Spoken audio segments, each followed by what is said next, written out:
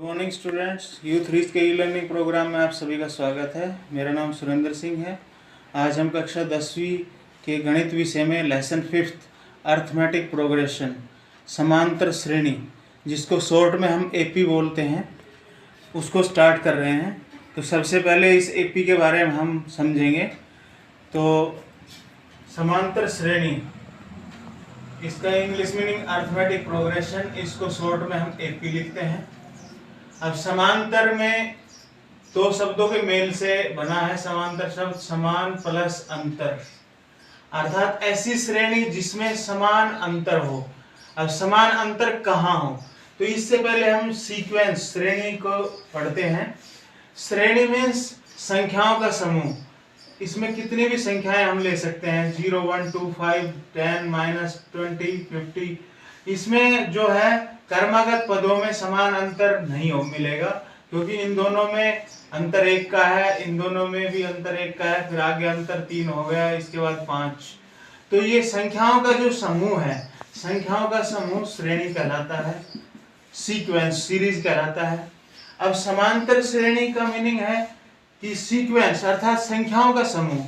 अब हमने संख्याओं का समूह लिया 2, 7, 12, 17 और ये n पदों तक, nth क्रम। अब इसके कर्मागत पद, शुरू के दो आरंभिक दो पदों में अंतर, तो अंतर हमारे पास 5 प्राप्त होता है, 7 में से 2 लेस करेंगे। उसके बाद 12 में से 7 अगले दो कर्मागत पद, सेकंड और थर्ड, इसमें अंतर हमारे पास 5 है।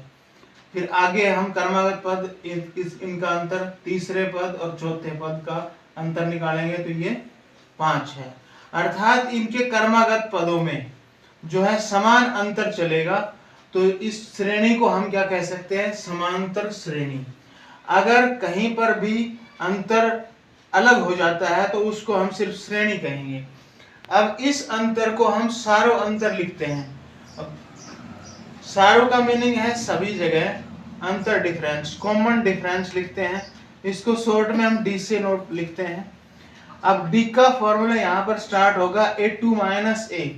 ये जो एपी हमारे पास दी हुई है, इसके पहले पद को a लिखेंगे, दूसरे पद को a2, तीसरे पद को a3, a4, इस तरीके से n पदों तक जाएगा ये।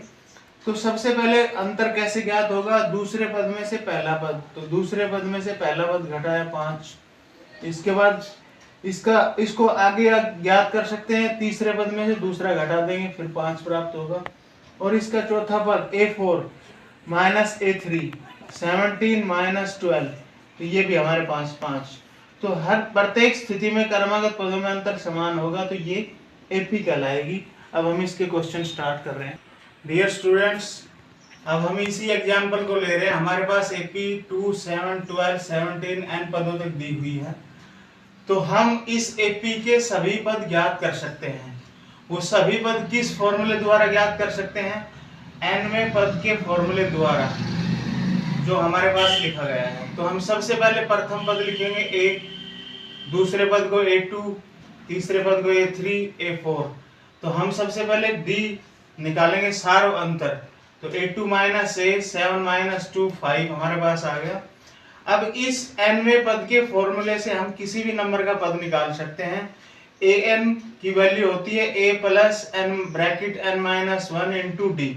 यहाँ a प्रथम पद है, यहाँ n पदों की संख्या है, d सार्वंतर है।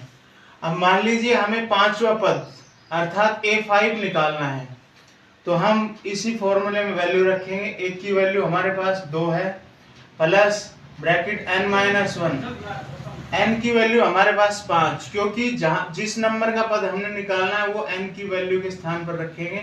तो यहाँ 5 रखा हुआ है, तो n की वैल्यू 5 -1 × d की वैल्यू हमारे पास 5 प्राप्त हो गई है।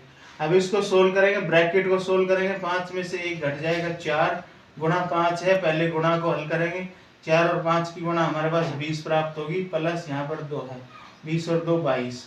तो ये 5वां पद प्राप्त हो गया हमारे पास। इसी प्रकार से हम इस एपी के सभी पदों को ज्ञात कर सकते हैं nवें पद के फॉर्मूले के द्वारा। तो स्टूडेंट कृपया ध्यान दें, इसमें हमने इस एग्जाम्पल को लिया है, तो पहले हम एपी में सभी पदों को निकालना सीखेंगे। उसके बाद सीक्वेंस से फिर हम इसके क्वेश्चन स्टार्ट करेंगे।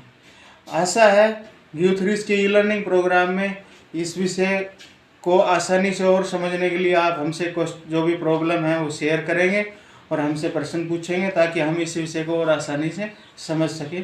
Thank you.